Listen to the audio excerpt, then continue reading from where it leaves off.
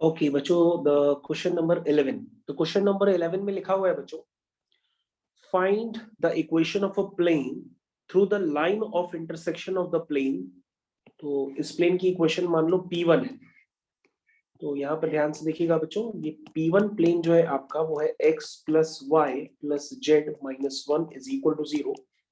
और जो आपका P2 प्लेन है वो है 2x plus 3y plus 4z minus 5 equal to 0। और ये बच्चों जो इनके इंटरसेक्शन पॉइंट यानी P1 और P2 के इंटरसेक्शन पॉइंट से पास होने वाला जो प्लेन है वो आपकी किसी गिवन पॉइंट से पास नहीं होता, वो बल्कि एक P3 प्लेन है, उसके परपेंडिकुलर है। तो P3 प्लेन की इक्वेशन में लिख देता हूं, this is x minus y plus z is equal to 0। ऐसा कुछ गिवन है। तो सबसे पहले हम बच्चों क्या करेंगे, जैसा आपको सिखाया था कि दो प्लेन्स के इंटरसेक्शन पॉइंट से पास होने वाला प्लेन होगा P1 plus lambda times P2 is equal to 0। तो हो गया x plus y plus z minus 1 plus lambda times 2x plus 3y plus 4z minus 5 is equal to 0। अब बच्चों हम यहाँ पे लिखेंगे x times 1 plus 2 lambda plus y times 1 plus 3 lambda plus z times 1 plus 4 lambda minus 1 minus 5 lambda equal to 0। ध्यान से देखिए, this is equation of a plane passing through the intersection of P1 and P2। ये plane हो गया। अब बच्चों ये जो प्लेन है, अगर आप प्लेन के drs देखिए, dr मतलब direction ratios of plane is proportional to 1 plus 2 lambda comma 1 plus 3 lambda comma 1 plus 4 lambda. तो बच्चों एबीसी इस प्लेन के जो नॉर्मल के डायरेक्शन रेशियो है वो है 1 plus 2 lambda 1 plus 3 lambda 1 plus 4 lambda. और बच्चों ये कंसेप्ट आपको बताया गया है कि अगर मान लीजिए आपके पास ये दो प्लेन्स है जो मैंने आपको बताए हैं, ठीक है, और अगर आप इन दो प्लेन्स के बीच का एंगल देखते हैं तो इन दो प्लेन्स के बीच का वही एंगल होगा जो इनके नॉर्मल्स के बीच का हो। तो बच्चों अगर आप ध्यान से देखिए, इस प्लेन का नॉर्मल ये है, इस प्लेन का नॉर्मल ये है। तो अगर आप ध्यान से देखिए, जो इन दो प्लेन्स के बीच का एंगल है वही नॉर्मल्स के बीच का भी एंगल है। इसका मतलब आपके पास ये जो गिवन है, ये आपका जो रिक्वायर्ड प्लेन है जो इनके इंटरसेक्शन पॉइंट से पास हो रहा, तो ये बच्चों ये जो प्लेन है ये परपेंडिकुलर है। किसके परपेंडिकुलर है? This is perpendicular to plane. किसके परपेंडिकुलर है? x minus y plus z is equal to 0। ठीक है, और दो प्लेन्स बच्चों अगर परपेंडिकुलर होते हैं तो उनके डायरेक्शन रेशियोज का प्रोडक्ट क्या होता है? 0 होता है। तो बच्चों इसके डायरेक्शन रेशियोज किसके प्रोपोर्शनल है?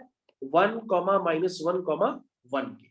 ठीक है, तो अब उनके डायरेक्शन रेशियोज का प्रोडक्ट 0 कर दीजिए, तो आएगा 1 टाइम्स 1 प्लस 2 लैम्डा, ठीक है, minus 1 times 1 plus 3 lambda plus 1 times 1 plus 4 lambda is equal to 0। तो यहां तक आप लोग स्टेप चेक कर लो, अगर किसी को कोई डाउट हो तो वो हमसे दोबारा पूछ ले, और कोई डाउट नहीं है तो आप हमको लैम्डा की वैल्यू जरा बता देना कितनी आ रही है यहां से लैम्डा की वैल्यू। तो क्लास में कोई बच्चा बता सकता है? अमन, अर्णव, देवांश, ईशान, कौशिकी, रोशन, सिद्धांत, वनीशा, लैम्डा की वैल्यू?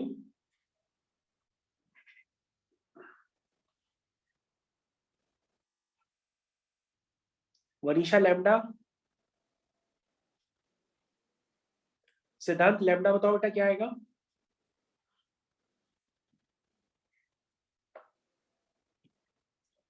तो लैम्डा तो इतनी देर में मैंने ही सॉल्व कर लिया। Lambda is -1/3। Lambda is -1/3। Check करो यही आ रहा ना। और अगर लैम्डा आ गया तो आपके रिक्वायर्ड प्लेन की इक्वेशन आ जाएगी। ठीक है, लैम्डा आ गया तो आपके रिक्वायर्ड प्लेन की इक्वेशन आ जाएगी। तो आपका रिक्वायर्ड प्लेन कहाँ है? जो इनके इंटरसेक्शन पॉइंट से पास हो रहा है वो आपके पास है। तो this is your required plane. ठीक, this is your required plane. इस रिक्वायर्ड प्लेन में क्या करेंगे आप पुट कर देंगे लैम्डा की वैल्यू, तो आपका आंसर आ जाएगा finally x plus y plus z minus one plus lambda times, lambda की वैल्यू बच्चों -1/3 है, into bracket 2x plus 3y plus 4z minus 5 equal to 0, ये हो जाएगा। अब बच्चों इसको थोड़ा सा सिंप्लीफाई कर लीजिए, तो हमको बता दीजिए प्लेन की जो फाइनल आंसर होगा, तो वो आंसर आएगा आपका x minus y plus 2 is equal to 0। यहाँ y नहीं है, यहाँ पे z होगा। अब आप लोग चेक कर लो एक मिनट, यही आंसर आना चाहिए। The answer is finally x minus z plus 2 is equal to 0। जरा सभी बच्चे चेक करें आंसर ये आ भी रहा है कि नहीं आ रहा है।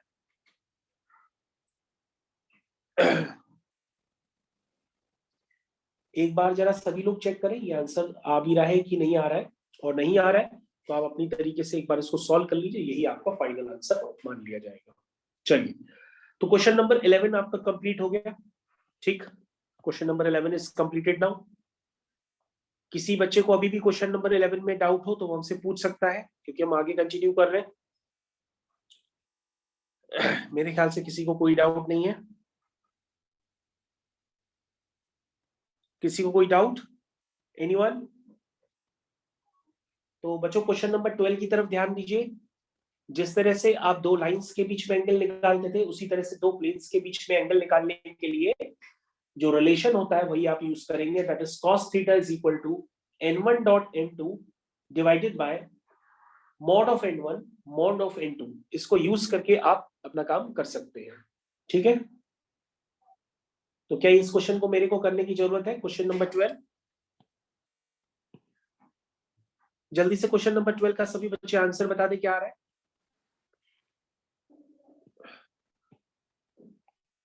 तो ये this is your question number 12, सब लोग करें अपनी कॉपी में जल्दी से। चलिए स्टार्ट करें। तो यहाँ पे n1 वेक्टर क्या है बच्चों? n1 वेक्टर है 2i cap plus 2j cap minus 3k cap, और यहाँ पे बच्चों n2 वेक्टर है 3i cap minus 3j cap plus 5k cap. Angle निकालने के लिए क्या यूज करते हैं आप? Dot product. तो क्या लिखते हैं? cos theta is equal to n1 dot n2 divided by mod of n1 mod of n2। क्या ये कंसेप्ट क्लियर है सबको? अब बच्चों यहाँ पर वैल्यूज पुट कर दीजिए जरा जल्दी से। n1 डॉट n2 कितना निकल के आ रहा? तो this is 2 into 3 plus 2 into minus 3 into 5, ठीक है, whole divided by mod of n1 2 square plus 2 square plus 3 square 3 square plus 3 square plus 5 square. कोई बच्चा बता दे क्या था है? cos theta is equal to क्या निकल के आया? ये निकल के आ रहा -15, और नीचे क्या आ रहा है? नीचे आ रहा है √17, और ये निकल के आ रहा है √43। ठीक है, यही आ रहा है ना? तो बच्चों यहाँ पे आपको जो एंगल होता है वो निकाल लेते हैं, और यहां से हो जाएगा theta is equal to cos inverse of, बच्चों ये माइनस गायब हो जाएगा, ये वैल्यू हो जाएगी सिर्फ 15 अपॉन √17 इंटू √43। तो ये वैल्यू निकल के आएगी theta is equal to cos inverse of 15 upon √731। This is your final answer. तो बच्चों याद रखिएगा कि यहाँ पर n1 डॉट n2 का भी मॉडुलस होता है, ये ज्यादातर बच्चों को पता नहीं है। तो ये n1 डॉट n2 का मॉडुलस होता है, क्योंकि ये जो एंगल होता है वो बेसिकली एक्यूट एंगल होता है। तो एक्यूट एंगल का कंसेप्ट ज्यादातर लोग यहाँ पे नहीं जानते, और वो सिर्फ फॉर्मूला अप्लाई करते हैं, और आंसर जो होता है वो माइनस के टर्म्स में लिखते हैं। इसलिए इस बात का आप स्पेशली याद रखिए कि ये क्वेश्चन जब एग्जाम में आया था एज इट इज, तो ये काफी लोगों का गलत भी था, क्योंकि उन्होंने इसी का ही फायदा उठा करके क्वेश्चन बनाया भी है। तो इसीलिए मैं आपको एक एक क्वेश्चन करा रहा हूं, जरा क्वेश्चन में आपका ध्यान देना चाहिए, क्योंकि जब आप कैलकुलेशन करेंगे तो आपको खुद समझ में आ जाएगा कि वाकई इसमें एक पॉइंट ऐसा है जो अभी भी अटक सकता था। तो क्वेश्चन नंबर 12 क्लियर हो गया बेटा? कौशिकी कर लिया?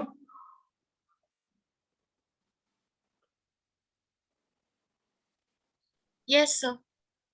ओके,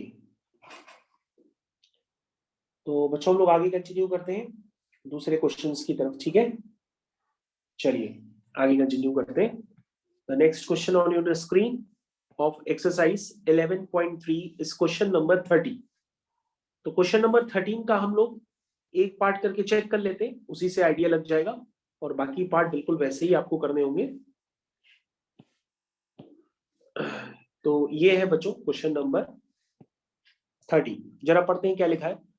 इसमें लिखा है, ध्यान से सभी बच्चे क्वेश्चन नंबर 13 पढ़े। इसमें लिखा है in the following cases determine whether the given planes are parallel, perpendicular, मतलब पैरेलल है या परपेंडिकुलर है, and in case they are neither find the angle between them.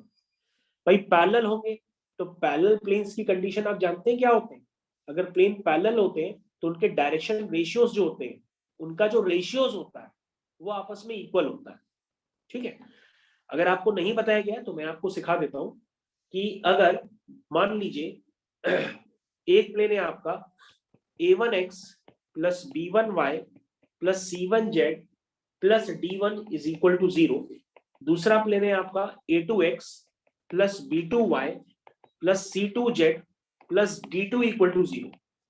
तो बच्चों अगर ये प्लेन आपका P1 और ये P2 आपस में अगर पैरेलल है तो ऐसे केस में बच्चों आप क्या करते हैं, ये प्लेन आपका मान लो P1 है, ये प्लेन आपका P2 है, अगर ये आपस में पैरेलल है तो ये होता है A1 upon A2 is equal to B1 upon B2 is equal to C1 upon C2। मतलब अगर ये रेशियो इक्वल आ रहा तो पैरेलल है।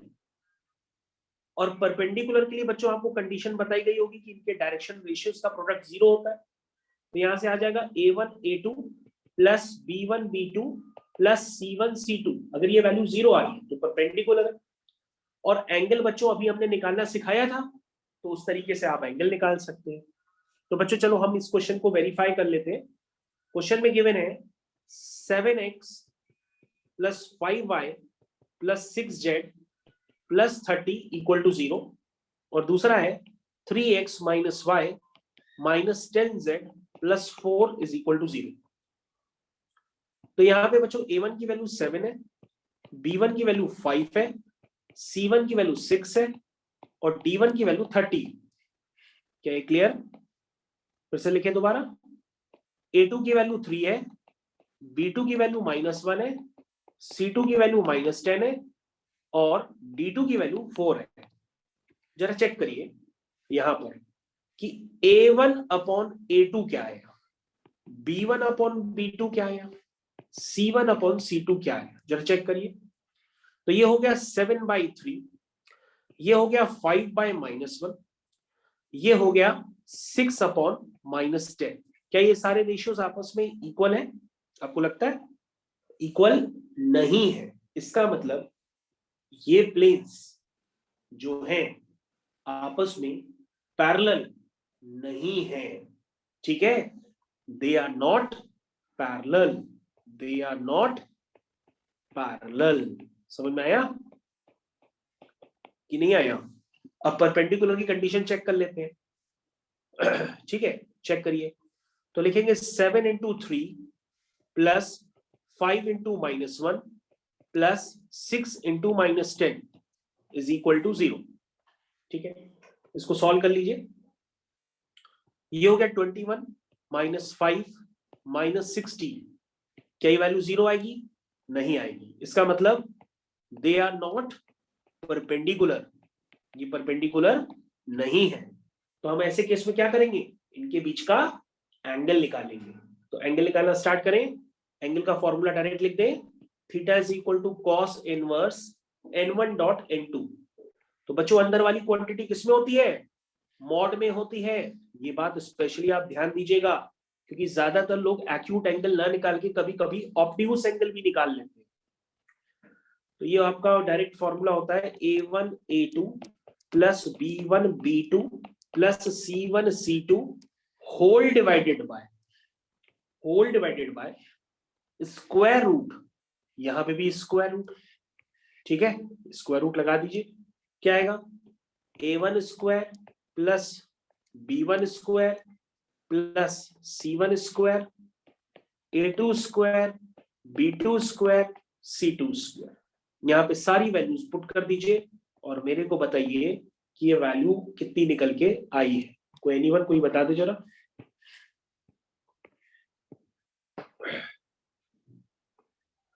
हाँ, क्या निकल के आई वैल्यू?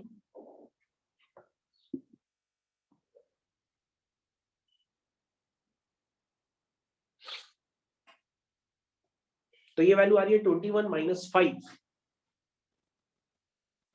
ओवरऑल ये वैल्यू आ रही है -44 और नीचे आ रहा है √110, फिर आ रहा है √110।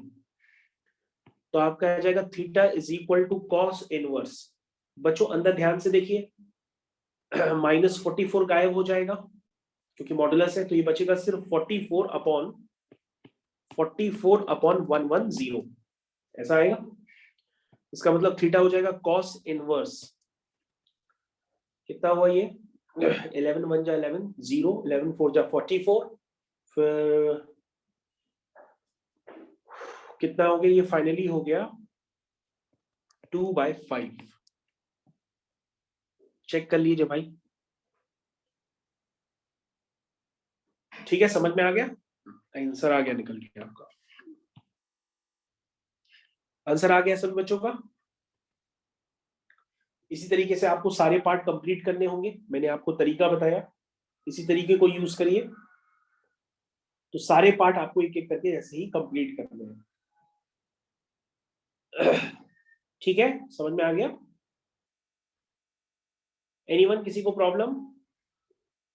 कोई प्रॉब्लम नहीं। ठीक है बच्चों, तो क्वेश्चन नंबर हम लोग चलते हैं 13 हो गया। अब हम लोग चलते हैं क्वेश्चन नंबर 14 की तरफ। Now this is your question number 14। Start करते हैं क्वेश्चन नंबर 14 के साथ। ये है बच्चों क्वेश्चन नंबर 14। अब ध्यान से देखिए क्या गिवन है। इसमें लिखा है in the following cases find the distance of each of the given point from the corresponding given plane. तो बच्चों आपको ये डायरेक्टली सिखाया भी गया है वेक्टर फॉर्म में भी और कार्टेशियन फॉर्म में भी कि किस तरह से आप लेंथ ऑफ परपेंडिकुलर लिखते हैं। तो अगर आपको याद नहीं है तो मैं दोनों केसेस आपको बना करके एक बार दे देता हूं ताकि आपको याद आ जाए। जैसे मान लो इस प्लेन की इक्वेशन है बच्चों ax plus b y plus c z plus d equal to 0, और इस प्लेन की इक्वेशन है बच्चों r डॉट एन कैप या r dot n is equal to a dot n, जिसको आप a डॉट एन को कुछ नंबर भी कह सकते हैं, वो स्केलर होगा तो d लिख दीजिए, या r dot n minus d equal to 0 लिख लीजिए सीधा सीधा। ठीक है, और आपके पास एक पॉइंट है, उसका पोजीशन वेक्टर है a, अगर वेक्टर के टर्म्स में कहेंगे, और यहां पॉइंट आप लिख लीजिए x1 y1 z1। तो बच्चों आपको बताया गया था कि लेंथ ऑफ परपेंडिकुलर या प्लेन से जो डिस्टेंस होती है जिसको आप d कहते हैं, वो डिस्टेंस d आप कैसे लिखते हैं? बिल्कुल उसी तरह से लिखते हैं जैसे आप कार्टेशियन फॉर्म में लिखा करते थे 2D में। कैसे लिखते थे बच्चों? यहां पे लिखते हैं distance is equal to modulus of ax1 plus by1 plus cz1 plus d divided by under root of a square plus b square plus c square. याद आया? सबको याद आया? इस तरह से लिखते हैं ना। और अगर आप इसी बात को कन्वर्ट करेंगे वेक्टर फॉर्म में तो ये जो डिस्टेंस है वो आप कैसे लिखते हैं? d is equal to mod के अंदर क्या करेंगे? r डॉट एन है ना, तो r की जगह वो पोजीशन वेक्टर n डाल देंगे, तो a dot n minus d modulus divided by mod of n। तो बच्चों मैंने दोनों फॉर्म्स आपको कंपेयर करा दिया, चाहे आप इसमें लिखिए चाहे आप इसमें लिखिए, बात एक ही होती है। किसी को कोई डाउट हो वो अभी भी पूछ सकता है। तो मेरे ख्याल से किसी को डाउट नहीं होगा। तो बच्चों ये फर्स्ट क्वेश्चन है, इसी फर्स्ट क्वेश्चन को अब आपको करना है, और अगर आप ये कर लेते हैं तो बाकी सारे पार्ट इसके इसी तरीके से आपके हो जाएंगे। तो बच्चों इस प्लेन की इक्वेशन है 3x minus 4y plus 12z minus 3 equal to 0। और आपके पास जो पॉइंट गिवन है वो पॉइंट है आपका 0,0,0। क्या समझ में आ गया?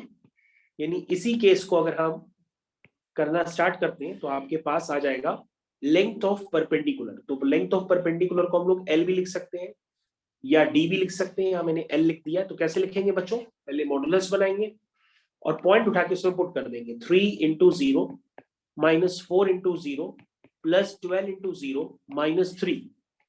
मॉड को कंप्लीट करेंगे, डिवाइड करेंगे किससे? स्क्वायर रूट ऑफ ए का स्क्वायर प्लस बी का स्क्वायर प्लस सी का स्क्वायर। तो ये बच्चों वैल्यू कितनी आई है? 169। इसका मतलब 3/13 यूनिट्स। चेक कर लीजिए बच्चों, ये आपका फाइनल आंसर हो गया। सही बच्चे, इसको चेक कर लें, ये आपका फाइनल आंसर हो गया।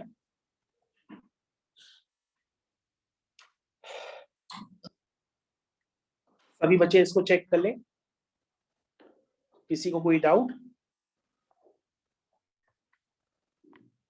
कोई डाउट नहीं ना? एनीवन? किसी को कोई प्रॉब्लम? अमन समझ में आ गया? अर्नव समझ में आ गया? देवांश समझ में आ गया? ओके।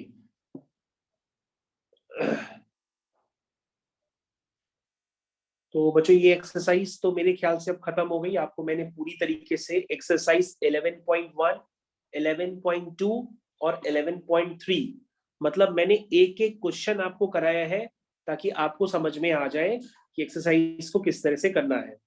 ठीक है, एक एक क्वेश्चन मैंने आपको कराया है। अब बच्चों हम लोग के पास लास्ट एक्सरसाइज आ जाती है और लास्ट एक्सरसाइज है हमारे पास मिसलेनियस एक्सरसाइज चैप्टर 11। तो सभी बच्चे अब यहाँ पर हेडिंग डालेंगे अपनी कॉपी में कि आप जो करने जा रहे हैं वो चैप्टर 11 की मिसलेनियस एक्सरसाइज करने जा रहे हैं। तो this is your miscellaneous exercise. This is your miscellaneous exercise chapter 11।